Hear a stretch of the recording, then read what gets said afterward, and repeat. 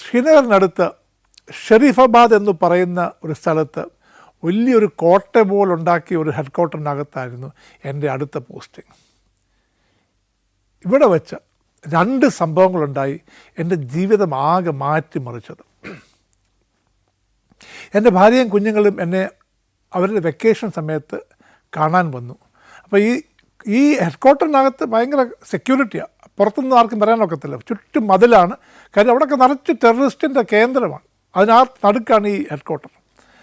അപ്പം എൻ്റെ ഭാര്യയും കുഞ്ഞുങ്ങളും വന്നു. അപ്പോൾ ഈ ഫോഴ്സ് ഹെഡ് ക്വാർട്ടറിൻ്റെ കീഴെ ജോലിച്ചത് വേറെ ഒരു സെക്ടർ ഹെഡ് ക്വാർട്ടർ ഉണ്ട്, അത് വെച്ചാൽ ദൂരെയാണ്.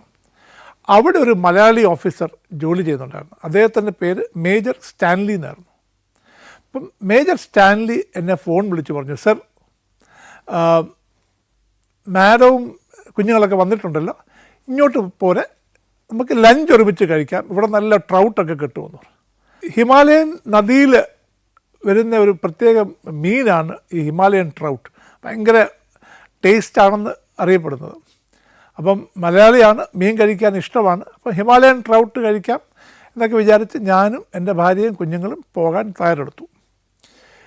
അവിടെ ഒരു പ്രശ്നം, ഈ വണ്ടി പുറത്തു പോകുമ്പോൾ അതിൻ്റെ കൂടെ ഒരു ടീം വരണം, ഒരു സെക്യൂരിറ്റി ടീം വരണം, അതായത് ക്വിക്ക് റിയാക്ഷൻ ടീം. മുമ്പിലൊരു വണ്ടി കാണും, അതിൻ്റെ മേലിൽ മെഷീൻ ഗൺ മൗണ്ട് ചെയ്യും, പുറകിലൊരു വണ്ടി കാണും, അതിൻ്റെ മേലിലൊരു മെഷീൻ ഗൺ കാണും, അതിൻ്റെ ഇടയ്ക്കൊരു വണ്ടിയിലാണ് ഞാനും പോകേണ്ടത്. അപ്പോൾ അതിനകത്ത് ഒരു സെക്യൂരിറ്റിക്കാരനുണ്ട്, ഞാൻ ബുള്ളറ്റ് പ്രൂഫ് ജാക്കറ്റ് കാണും, എനിക്ക് പട്കയുണ്ട്, എൻ്റെ കയ്യിലൊരു AK-47 ഉണ്ട്, എൻ്റെ കയ്യിലൊരു പിസ്റ്റളുണ്ട്. അങ്ങനെയാണ് യാത്ര. ഡ്രൈവറിൻ്റെ കയ്യിലും AK-47 ഉണ്ട്. എൻ്റെ മക്കൾക്കും എൻ്റെ ഭാര്യയ്ക്കും ജാക്കറ്റ് കൊടുത്തു. ഭയങ്കര ഭാരമാണ്, അവരൊക്കെ എന്നെ പിടിച്ചുകൊണ്ടിരിക്കുകയാണ്. അപ്പം അങ്ങോട്ട് പോയപ്പം ഞങ്ങൾ സുഖമായിട്ട് ചെന്നു. എനിക്ക് സ്റ്റാൻലി വണ്ടി അയച്ചു തന്നു. അവരുടെ അതാണ് പ്രോട്ടോക്കോൾ, നമ്മളെവിടെ പോവുകയാണെങ്കിൽ അവർ വണ്ടി അയച്ചു തരും. അപ്പം നമ്മൾ ആ വണ്ടിയിൽ പോയി അവിടെ ചെന്നു. ഇത് 2002 സംഭവം നടക്കുന്നത്. ഇത് 2002 ഈ സമ്മർ വെക്കേഷൻ ടൈമിലാണ് ഈ സംഭവം നടക്കുന്നത്. അപ്പോൾ ഞങ്ങൾ പോയി ലഞ്ചെല്ലാം കഴിച്ചു. ലഞ്ച് കഴിച്ച് കഴിഞ്ഞപ്പം സ്റ്റാൻലി പറഞ്ഞു, sir, I will drop U, ഞാൻ സാറിനെ കൊണ്ടാക്കാമെന്ന് പറഞ്ഞു. അപ്പം ഞാൻ പറഞ്ഞത് ആവശ്യമില്ല, നമ്മൾ വന്ന വഴിയുണ്ട്, ആ വഴിയെല്ലാം ഈ പോകുന്ന റോഡെല്ലാം 2 സൈഡിലും പട്ടാളം ഗാർഡ് ചെയ്ത് ക്ലിയറാക്കിയ റോഡ് മാത്രമേ പോകാൻ അധികാരമുള്ളൂ, നമുക്ക് അല്ലാതെ പോകാനൊക്കത്തില്ല. അപ്പം ഞാൻ പറഞ്ഞ ആവശ്യമില്ല, ഡ്രൈവർക്കറിയാം, ഞാൻ പൊക്കോളാം എന്ന് പറഞ്ഞു. അപ്പോൾ സ്റ്റാൻലി പറഞ്ഞു, ഇല്ല സർ, ഞാൻ വരാം, ലെറ്റ് മീ ഡ്രൈവ്, ഞാൻ ഓടിച്ച് വരാമെന്ന് പറഞ്ഞ് അദ്ദേഹം വണ്ടി കയറി. ഞങ്ങൾ ഇറങ്ങി അങ്ങോട്ട് പോയപ്പോഴത്തേക്ക് ഭയങ്കരമായിട്ട് മഴ പെയ്യുന്നു. അപ്പം മുമ്പിൽ വണ്ടിയുണ്ട്, അതിന് മേലിൽ LMG മെഷീൻ ഗണ്ണ് ലോഡ് ചെയ്തിട്ടുണ്ട്, പുറകിലൊരു വണ്ടിയുണ്ട്, അതും ഇതാണ്. അപ്പോൾ നല്ല മഴ. ആ നിൽക്കുന്ന പട്ടാളക്കാരൻ പാവം മഴയത്താണ് നിൽക്കുന്നത്, ഇതിനെ ഗണ്ണ് പിടിച്ചുകൊണ്ട് നിൽക്കുകയാണ്. എന്തോ പറ്റി എന്നെനിക്കറിയാൻ വയ്യ. കുറച്ച് കഴിഞ്ഞപ്പോഴത്തേക്ക് ഞങ്ങളുടെ മുമ്പിലെ വണ്ടി കാണുന്നില്ല, തിരിഞ്ഞു നോക്കിയപ്പോൾ പുറകിലെ വണ്ടിയില്ല.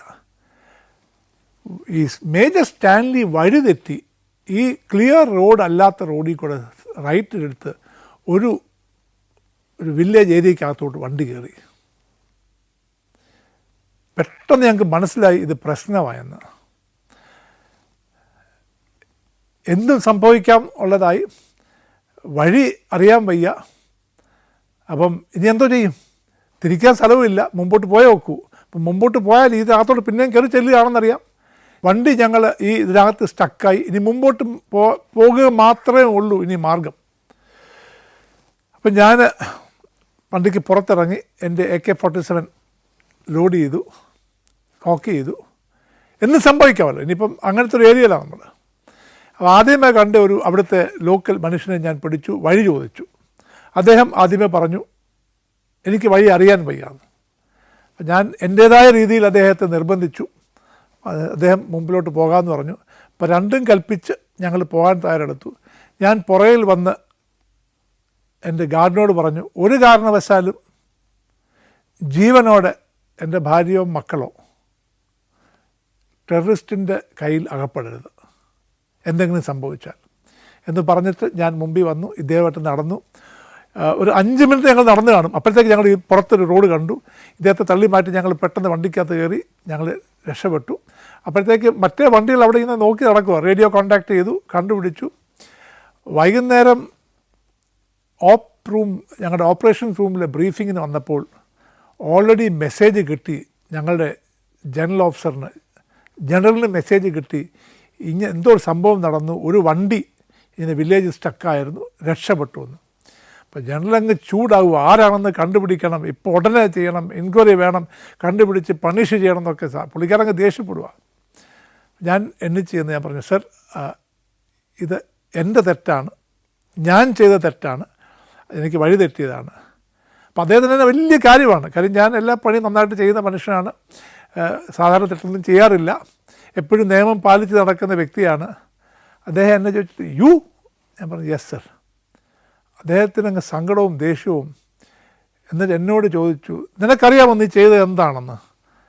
നിൻ്റെ ഭാര്യയും മക്കളെ നീ എക്സ്പോസ് ചെയ്തത് എന്ത് ഡേഞ്ചറിനാണെന്ന് അറിയാമോ എന്ന് ചോദിച്ചു.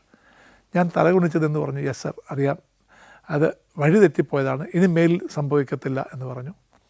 അങ്ങനെ ആ സംഭവം കഴിഞ്ഞു.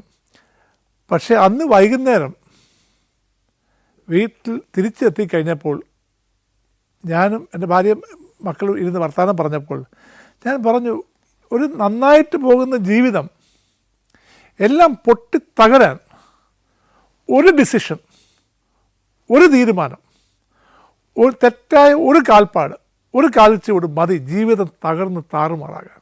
അപ്പോൾ ഈ ജീവിതത്തിൻ്റെ അനിശ്ചിതാവസ്ഥയാണ് അന്ന് എനിക്ക് ആദ്യമേ മനസ്സിലായത്. നമ്മൾ എന്തൊക്കെ ലക്ഷ്യങ്ങൾ വെച്ചാലും അടുത്ത നമ്മളുടെ കാൽപ്പാട് അല്ലെങ്കിൽ കാൽച്ചുവട് എങ്ങോട്ടൊന്നും നമുക്ക് അറിയാൻ വയ്യാത്ത ഒരു ജീവിതമാണ് നമ്മൾ നയിക്കുന്നതെന്ന് എനിക്കൊരു ബോധം ആദ്യമായിട്ടുണ്ടായി. ലഞ്ചിന് പോയി കഴിഞ്ഞ ആ സംഭവത്തിന് ശേഷം ഒരാഴ്ച 10 ദിവസം കഴിഞ്ഞ് കാണും, എൻ്റെ ഓഫീസിലിരുന്ന് ഞാൻ ജോലി ചെയ്യായിരുന്നു. അന്നേരം ചായയുടെ സമയമായി. അപ്പം എൻ്റെ ഓഫീസ് ഓർഡർലി, അതായത് ഓഫീസിൽ എന്നെ സഹായിക്കുന്ന ഒരു ജവാനുണ്ട്, അദ്ദേഹം എനിക്ക് ചായ കൊണ്ടുവച്ചു, ഒരു ജിലേബി കൊണ്ടുവച്ചു, കുറച്ച് പക്കോട, നമ്മുടെ നാട്ടിലെ ഈ മസാല ഇതൊക്കെ ഉണ്ടാക്കുന്ന പക്കോട, ബജി പോലത്തെ സാധനം കൊണ്ടുവച്ചു. ഞാൻ സേർട്ട് വലിക്കുന്ന സമയമാണ്. അന്നേരം ഞാനൊരു സേർട്ടൊക്കെ എടുത്ത് വലിച്ചുകൊണ്ടിരുന്നപ്പോഴാണ് എൻ്റെ തന്നെ ബാച്ച്മേറ്റ്, എൻ്റെ കോഴ്സ്മേറ്റ്, എൻ്റെ കൂടെ ട്രെയിനിങ് ചെയ്ത കേണൽ മോഹൻ സിംഗ് എന്ന് പറയുന്ന വ്യക്തി എൻ്റെ ഓഫീസിലേക്ക് വന്നു. അപ്പോൾ അവൻ കയറിയപ്പോൾ ആദ്യമേ പറഞ്ഞു, നീ എന്താ സേർട്ട് വലിക്കുന്നത്? ഞാൻ പറഞ്ഞു, എനിക്കിഷ്ടമാണ് സേർട്ട് വലിക്കാൻ. നിൻ്റെ ഭാര്യയ്ക്ക് അറിയാമോ നീ സേർട്ട് വലിക്കുന്നുണ്ട്? ഞാൻ പറഞ്ഞു, അറിയാം. ഞാൻ വീട്ടിൽ വലിക്കാറില്ല, കാര്യം ഭാര്യയും മക്കളും ഉള്ളതുകൊണ്ട് ഞാൻ അവിടെ സേർട്ട് വലിക്കത്തില്ല, പുറത്തേ വലിക്കാറുള്ളൂ. അവൻ പറഞ്ഞു, നിനക്കറിയാമോ നീ കാണിക്കുന്നത് എന്ത് കുഴപ്പമാണെന്നറിയാമോ? ഞാൻ പറഞ്ഞു, എനിക്കറിയാം, എനിക്ക് തോന്നുന്നില്ല നിൻ്റെ ഭാര്യയ്ക്ക് അറിയാമെന്ന് നീ സ്വയം വലിക്കുകയാണെന്ന്. ഞാൻ പറഞ്ഞു, എൻ്റെ ഭാര്യയ്ക്കറിയാം ഞാൻ വലിക്കുമെന്നറിയാം, എനിക്ക് തോന്നുന്നില്ല.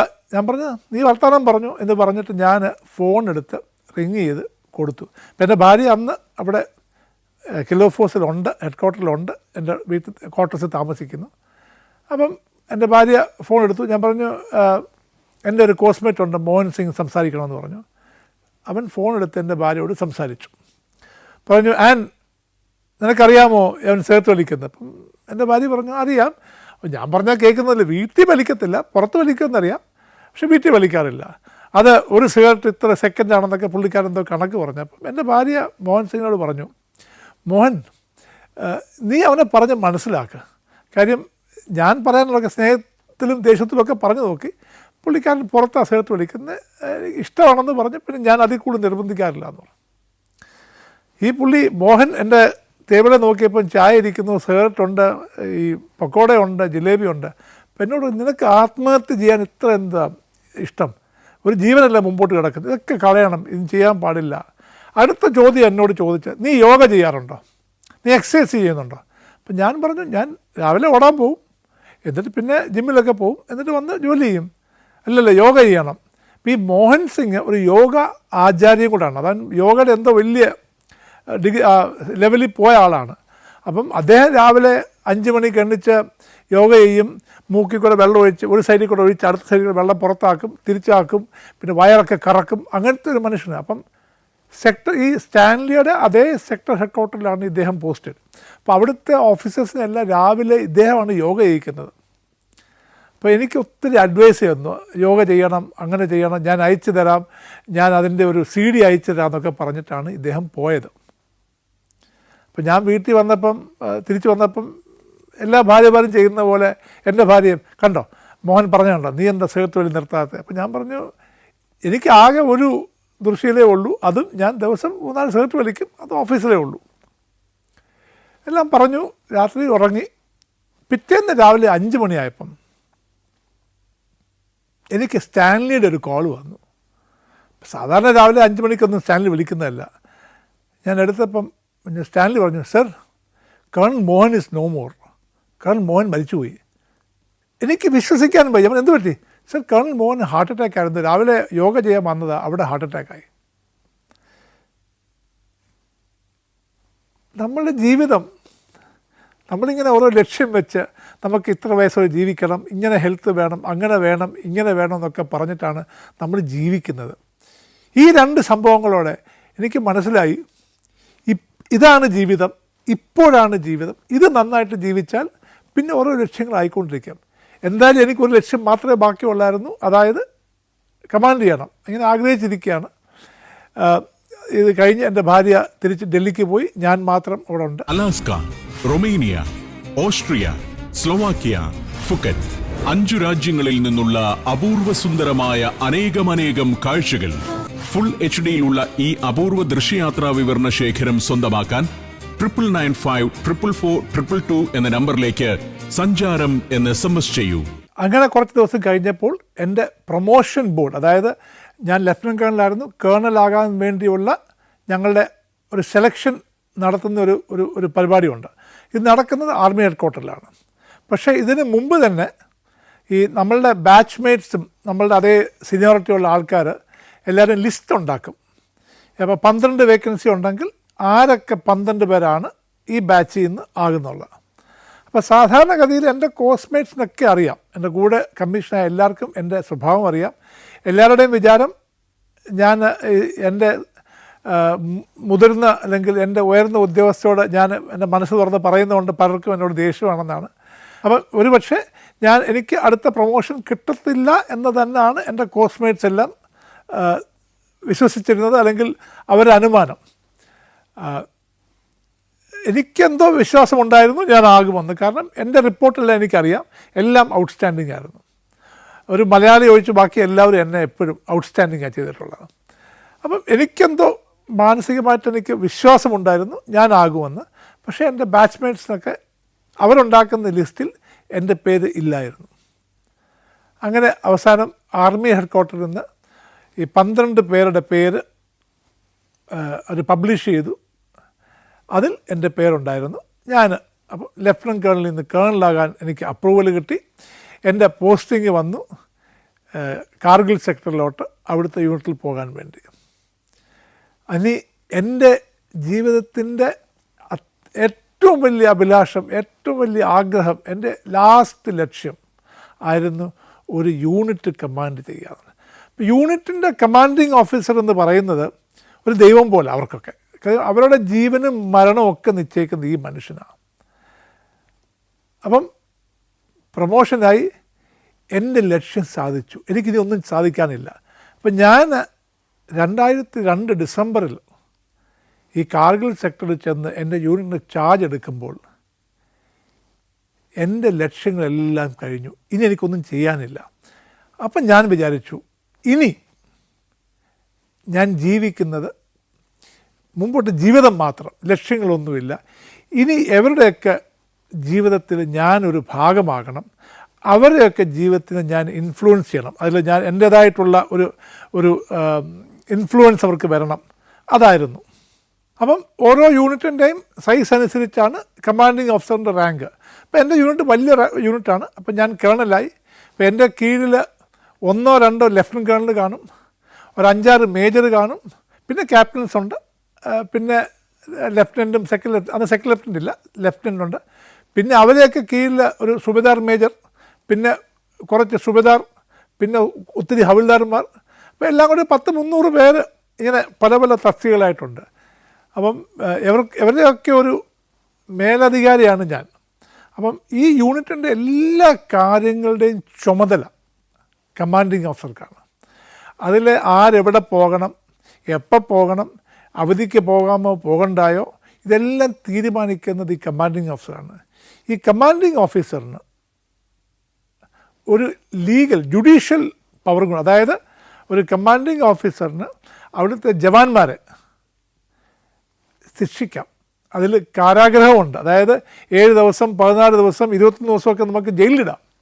അതായത് ഈ കുറ്റം ചെയ്തൊരു പട്ടാളക്കാരനെ നമ്മുടെ മുമ്പിൽ കൊണ്ടുവരും, എന്നിട്ട് ചാർജ് ഷീറ്റ് വായിക്കും, എന്നിട്ട് നമ്മൾ അയാളെ നമുക്ക് കുറ്റം ബോധ്യപ്പെട്ടാൽ നമ്മളാണ് തീരുമാനിക്കുന്നത് എത്ര ദിവസം ജയിലിൽ പോകണമെന്ന് അല്ലെങ്കിൽ പോകണ്ടെന്നൊക്കെ. അപ്പം അത്രയ്ക്ക് പവർഫുള്ളൊരു ചെയറാണ് ഈ കമാൻഡിങ് ഓഫീസറുടെ ചെയർ. ഈ പട്ടാളക്കാരുടെ ഒരു പ്രശ്നമെന്ന് പറയുന്നത് യൂണിഫോം ഇട്ട് കഴിഞ്ഞാൽ 2 നിയമം ബാധകമാണ്. അതായത് പഴയ ഇന്ത്യൻ പീനൽ കോഡ് IPC എന്നറിയപ്പെടുന്ന അതും ബാധകമാണ്. പിന്നെ ആർമി ആക്ട്, അതായത് മിലിറ്ററിയുടെ മാത്രം ബാധിക്കുന്ന ഒരു നിയമമാണ് ആർമി ആക്ട്. അത് ഭയങ്കര കഠിനമുള്ള, അതായത് വളരെ ക്ലിയറാണ്. എന്തൊക്കെ ചെയ്യാം, എന്തൊക്കെ ചെയ്യാൻ ഒക്കത്തില്ല, എന്ത് ചെയ്താലാണ് പണിഷ്മെൻറ്റ്, എന്ത് പണിഷ്മെൻറ്റ് കിട്ടും എന്നൊക്കെ വളരെ വളരെ സ്പഷ്ടമായിട്ട് എഴുതിയിട്ടുണ്ട്. അതായത് അവധിക്ക് പോയി താമസിച്ച് വന്നാൽ ജയിലിൽ പോകാം, ആരെങ്കിലും തെറി വിളിച്ചാൽ ജയിലിൽ പോകാം, പരേഡിൻ്റെ സമയത്ത് വന്നില്ലെങ്കിൽ ജയിലിൽ പോകാം. അങ്ങനെ വളരെ കഠിനമായ നിയമബന്ധനങ്ങളാണ് ഇതിനകത്ത് പറഞ്ഞിട്ടുള്ളത്. ഇതെല്ലാം നടപ്പാക്കുന്നത് കമാൻഡിങ് ഓഫീസറാണ്. കമാൻഡിങ് ഓഫീസർക്ക് ഇത് നടപ്പാക്കാതിരിക്കാം. ഒരാളെ കൊണ്ടുവന്നാൽ അയാളെ ശാസിച്ചിട്ട് പറഞ്ഞയക്കാം, ഇല്ലെങ്കിൽ അതേ കുറ്റത്തിന് വേറൊരാളെ ജയിലിലിടാം, ഒരാളെ പറഞ്ഞയക്കാം. വളരെ പവർഫുൾ ഒരു സീറ്റാണ്. ഇതിന് അപ്പീലില്ല. ഈ കമാൻഡിങ് ഓഫീസർ കൊടുക്കുന്ന ഒരു പണിഷ്മെൻറ്റിന് ഇന്ത്യയിൽ അപ്പീലില്ല. അപ്പം ആ അധികാരം ഒന്ന് ഓർത്ത് നോക്കണം. 21 ദിവസം, അതേപോലെ തന്നെ 3 പ്രാവശ്യം പണിഷ് ചെയ്ത് കഴിഞ്ഞാൽ, അത് 7 ദിവസം ജയിലിൽ 3 പ്രാവശ്യം ഇട്ട് കഴിഞ്ഞാൽ ഈ പട്ടാളക്കാരനെ ഈ കമാൻഡിങ് ഓഫീസർക്ക് വീട്ടിൽ പറഞ്ഞയക്കാം, ഡിസ്മിസ് ചെയ്യാം. അൺഡിസൈറബിൾ എലിമെൻ്റ് എന്ന് പറഞ്ഞ് നമുക്ക് ഡിസ്മിസ് ചെയ്യാം. അദ്ദേഹത്തിന് പെൻഷൻ പോലും കിട്ടത്തില്ല. അതാണ് കമാൻഡിങ് ഓഫീസറുടെ പവർ. അപ്പം ഈ കമാൻഡിങ് ഓഫീസർ ആകാൻ വേണ്ടിയാണ് എല്ലാ ഓഫീസറും ആയി കഴിയുമ്പം ആഗ്രഹിക്കുന്നത്. അപ്പം ഞാൻ കമാൻഡിങ് ഓഫീസറായി. എൻ്റെ മനസ്സിൽ കൂടെ പോയത്, എൻ്റെ കയറി 81 തൊട്ട് കിട്ടിയ എൻ്റെ ആ അഭിലാഷമാണ് പൂർത്തിയായത്. ഞാൻ വിചാരിച്ചു ഇതിന് ഞാൻ പകരമായി എൻ്റെ കീഴിൽ പണി ചെയ്ത ആൾക്കാർക്ക് വേണ്ടി എന്തെങ്കിലും ചെയ്യണം. അപ്പോൾ ഈ കമാൻഡിങ് ഓഫീസറിന് എല്ലാ മാസവും ഈ പട്ടാളക്കാരെ കാണുന്ന ഒരു സദസ്സുണ്ട്. അതിന് ഞങ്ങൾ സൈനിക് സമ്മേളനം, അതായത് സൈനികരുടെ സമ്മേളനം. അപ്പോൾ അവർ വലിയൊരു സെറമോണിയൽ ഇവൻ്റാണ്. അതായത് വളരെ ആദ്യമേ അവർ വന്നിരിക്കും, പിന്നെ റിപ്പോർട്ട് എടുക്കും, പിന്നെ എന്തൊക്കെയുണ്ട്. അത് കഴിഞ്ഞ് കമാൻഡിങ് ഓഫീസർ വരുമ്പം ഇവരെല്ലാം ഇരുത്തി ഒരു സാവധാനം എന്നൊക്കെ പറഞ്ഞ് അറ്റൻഷൻ എന്നൊക്കെ പറഞ്ഞ് വന്ന് റിപ്പോർട്ട് കൊടുക്കും. എന്നിട്ട് നമ്മളുടെ മുമ്പിൽ ഒരാൾ നടന്നു വരും. വളരെ രസമാണത് കാണാൻ, ഒരു പരേഡ് പോലെ. അപ്പോൾ നമ്മൾ വന്നിരിക്കും, എന്നിട്ട് കഴിഞ്ഞ പ്രാവശ്യം വായിച്ചതെല്ലാം ഒന്ന് വായിച്ച് കേൾപ്പിക്കും. എന്നിട്ട് ആരെങ്കിലും പോയിൻ്റ് ഉണ്ടെന്ന് ചോദിക്കും. നമ്മളൊരു രാജാവ് പോലെ അവിടെ നിന്ന് നമ്മൾ ഓക്കെ ഇങ്ങനെയാണ് അങ്ങനെയാണ്. ഞാൻ എൻ്റെ ആദ്യത്തെ സൈനിക് സമ്മേളനം ഞാൻ ചാർജ് എടുത്തതിന് ശേഷം ആദ്യത്തെ സൈനിക് സമ്മേളനം ഞാൻ പറഞ്ഞു, എനിക്ക് എൻ്റെ അസൈനിക് കൂടെ വേണം. അതായത് ഞങ്ങളുടെ യൂണിറ്റിൽ ഒരു 10-300 സിവിലിയൻസും കൂടെ ഉണ്ട്. പട്ടാളക്കാരല്ലാതെ 10-300 സിവിലിയൻസ് ഉണ്ട്. അപ്പം അവർക്ക് അവിടെ ഞാൻ വിളിച്ചു, അവരെ ഇരുത്തി.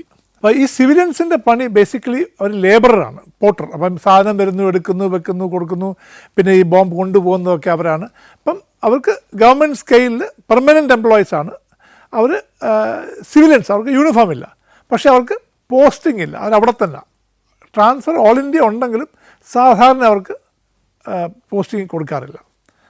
അപ്പം 1000-600 പേര് ഇരിപ്പുണ്ട്. ഞാൻ ഡയസിൽ ഇങ്ങനെ കസേര ഇരിക്കുന്നു. അത് കഴിഞ്ഞെല്ലാം പറഞ്ഞു.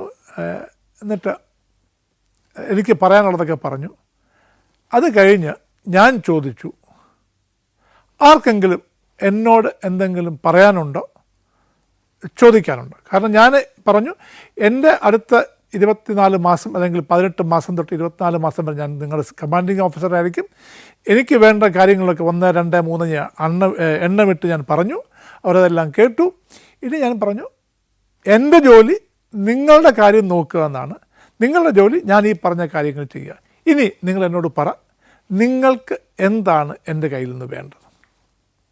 സാധാരണയായിട്ട് ഒരു പട്ടാളക്കാരനും ഒരു സിവിലിനും ഒന്നും പറയത്തില്ല, ആരും ഒന്നും മിണ്ടത്തില്ല.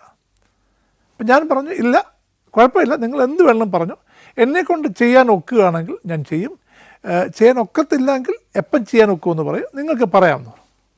1 മിനിറ്റ് ആയിട്ടും ആരും ഒന്നും പറയുന്നില്ല. അപ്പം ഞാൻ പിന്നെയും പറഞ്ഞു എന്തെങ്കിലും ആവശ്യമുണ്ടെങ്കിൽ പറയാമെന്ന് പറഞ്ഞു. ഒരു പട്ടാളക്കാരൻ ശക്തി സംഭരിച്ച് എണ്ണിച്ച് തന്നെ സല്യൂട്ട് ചെയ്തിട്ട് എന്നോട് പറഞ്ഞു, സർ ഞാനൊരു കാര്യം പറഞ്ഞാൽ സാറ് ചെയ്യാൻ ഒക്കുമോന്ന് ഒക്കുമോ? ഞാൻ പറഞ്ഞേട്ടാ സർ, ഇവിടെ ഞങ്ങൾക്ക് നാട്ടിലേക്കൊന്ന് ഫോൺ വിളിക്കാനുള്ള ഒരു സംവിധാനമില്ല. അന്നൊക്കെ STD ബൂത്തുള്ള സമയമാണ്. ഇവിടെ നമുക്ക് STD ബൂത്തല്ല സർ. ഇവിടെ നിന്ന് 1 കിലോമീറ്റർ ദൂരെയാണ് കോമൺ എല്ലാവർക്കും കൂടെ ഉള്ളൊരു STD ബൂത്ത്. അതിനപ്പുറത്തൊരു യൂണിറ്റിൽ അവർക്ക് സ്വന്തമായിട്ടൊരു ബൂത്തുണ്ട്. നമ്മൾക്ക് എന്തുകൊണ്ടൊരു ബൂത്ത് ആയിക്കൂടാ എന്ന് അദ്ദേഹം എന്നോട് ചോദിച്ചു. അപ്പം പ്രശ്നം ഇവർ എല്ലാം വണ്ടിയൊന്നുമില്ല, 1 കിലോമീറ്റർ നടക്കണം.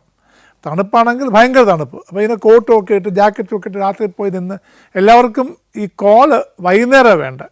കാര്യം ഈ അന്നൊക്കെ half rate, full rate, quarter rate എന്നൊക്കെ വ്യത്യാസമുണ്ട്. അപ്പോൾ എല്ലാവരും പൈസ ലാഭിക്കാൻ വേണ്ടി രാത്രിയിലാണ് പോകുന്നത്. രാത്രി ആകുമ്പോഴത്തേക്ക് -20, -15 ഡിഗ്രി ടെമ്പറേച്ചറാണ്.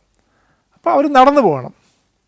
അപ്പോൾ എനിക്കാണെങ്കിൽ എൻ്റെ മുറിയിൽ ഫോണുണ്ട്, ആർമി ഫോണുണ്ട്. എൻ്റെ വീട്ടിലും ഡൽഹിയിലും ആർമി ഫോണുണ്ട്. അപ്പോൾ എനിക്ക് എങ്ങും പോകണ്ട, ഞാൻ ആർമി ഫോണിൽ വിളിച്ചാൽ മതി. അപ്പം ഞാൻ ഓർത്തപ്പോൾ ശരിയാ.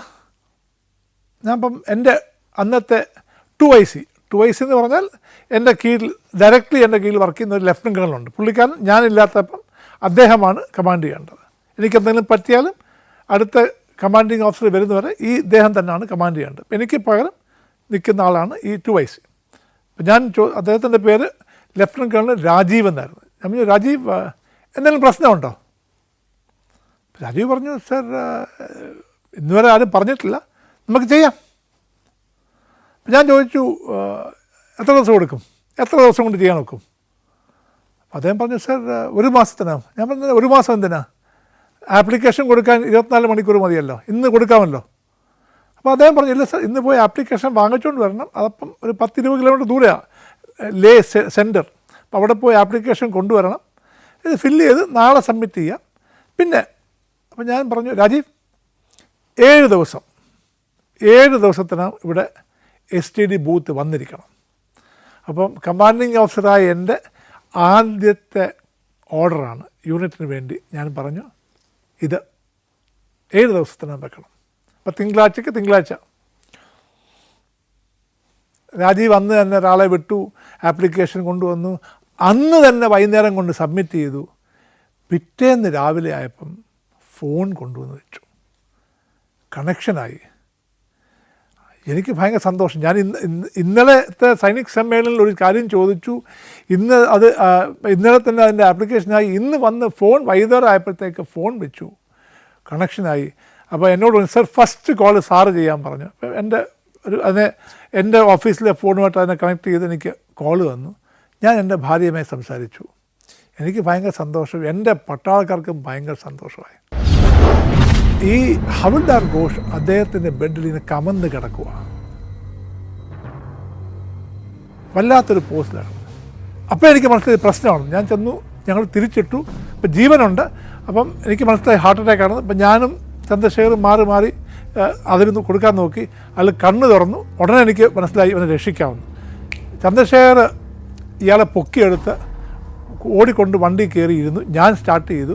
അപ്പോഴത്തേക്ക് ഡ്രൈവർ ഓടി വന്നു. അവൻ ഇടയ്ക്കൂടെ ചാടി കയറി. ഞങ്ങൾ ഈ ഹവിൽദാർ ഘോഷിനെ കൊണ്ട്, ഞാനാ വണ്ടി ഓടിക്കുന്ന ഈ മേജർ ചന്ദ്രശേഖർ ഈ ഹവിൽദാർ ഘോഷിനെ പിടിച്ചുകൊണ്ടിരിപ്പുണ്ട്. എൻ്റെ ഡ്രൈവർ മുമ്പിൽ ഇരിപ്പുണ്ട്. ഞങ്ങൾ നേരെ ഹോസ്പിറ്റലിൽ ചെന്നു.